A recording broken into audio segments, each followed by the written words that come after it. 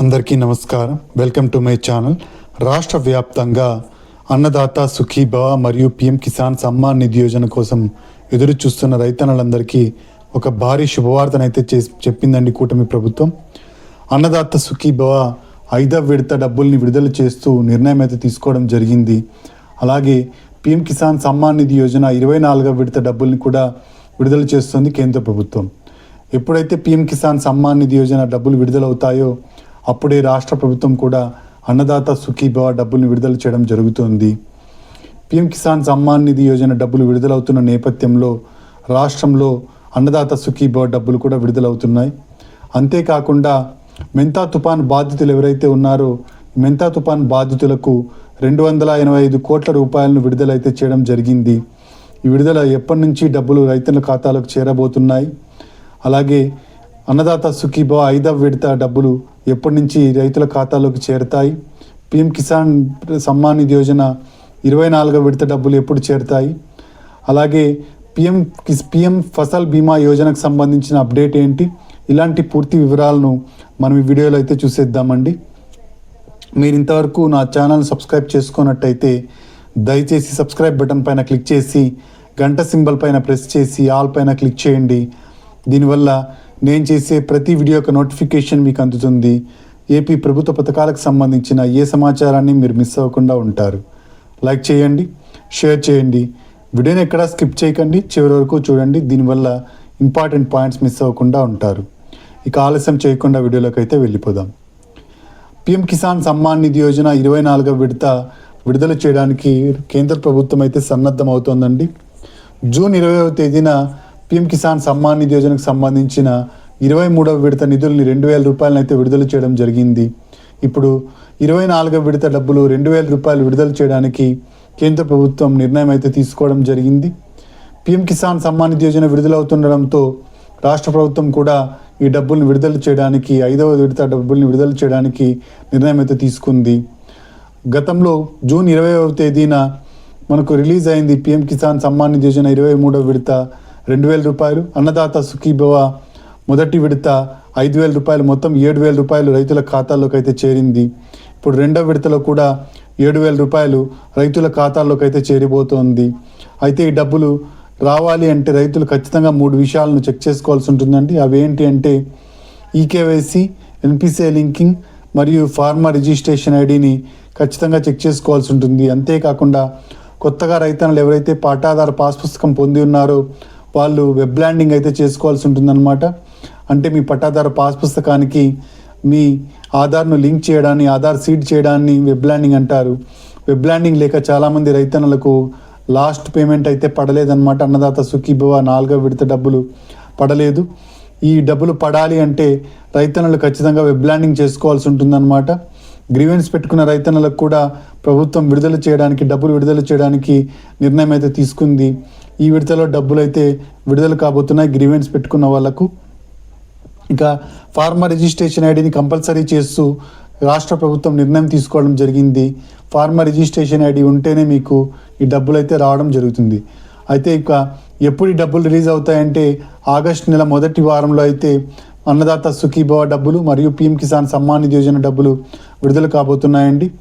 ఇక మెంతా తుఫాన్ బాధితులు ఎవరైతే ఉన్నారో వారి కోసం 285 కోట్ల రూపాయలను రాష్ట్ర ప్రభుత్వం విడుదల చేయడం జరిగింది. ఈ 285 కోట్ల రూపాయలు మనకు వాళ్ళకి ఎవరైతే రైతన్నలకు నష్టం జరిగి ఉంటుందో, వరి వాణిజ్య పంటలకు వేసింటారు కదా, వాళ్ళకు నష్టం జరిగి ఉంటుందో వాళ్ళ నష్టాన్ని బట్టి ఎన్ని ఎకరాల్లో పంట వేశారో దాన్ని బట్టి వాళ్ళకు ఈ నష్టపరిహారాన్ని అయితే అందజేయడం జరుగుతుంది. ఎకరాకు 10,000 రూపాయల నుంచి గరిష్టంగా 50,000 రూపాయల వరకు అందించడం జరుగుతుంది. ఈ పంట లేదా ఈ క్రాప్ ఆధారంగా దీన్ని లెక్క పెట్టడం జరుగుతుందన్నమాట.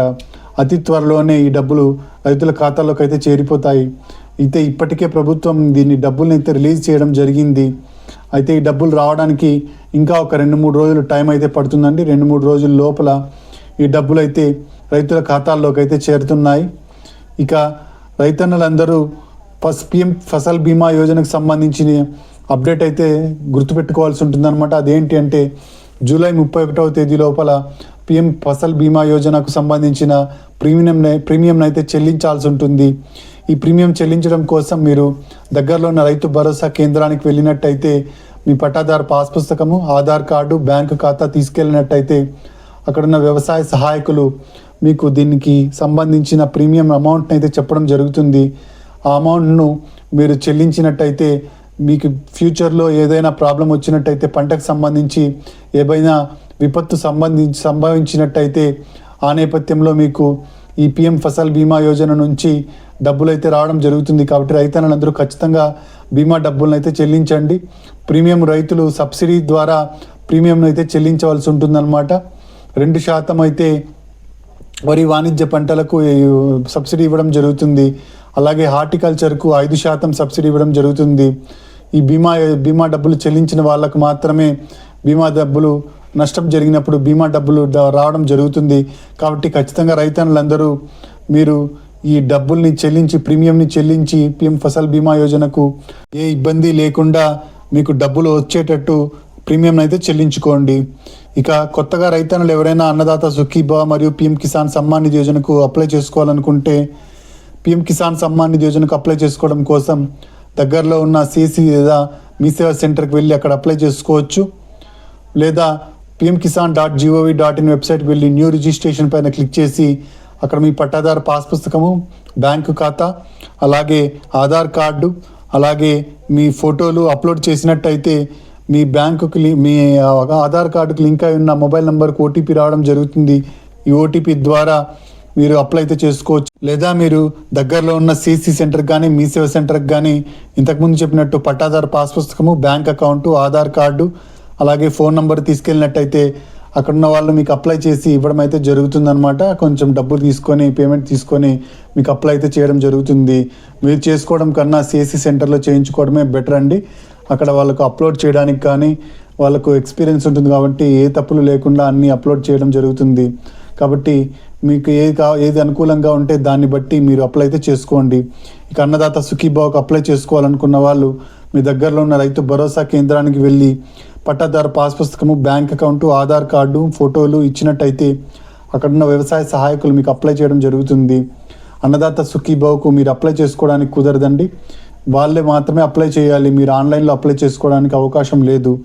దగ్గరలో ఉన్న రైతు భరోసా కేంద్రంలో మాత్రమే అప్లై అయితే చేసుకోవడానికి అవకాశం ఉంటుంది. ఇదండి అన్నదాత సుఖీభావ మరియు పిఎం కిసాన్ సమ్మాన్ నిధి యోజనకు సంబంధించిన తాజా సమాచారం.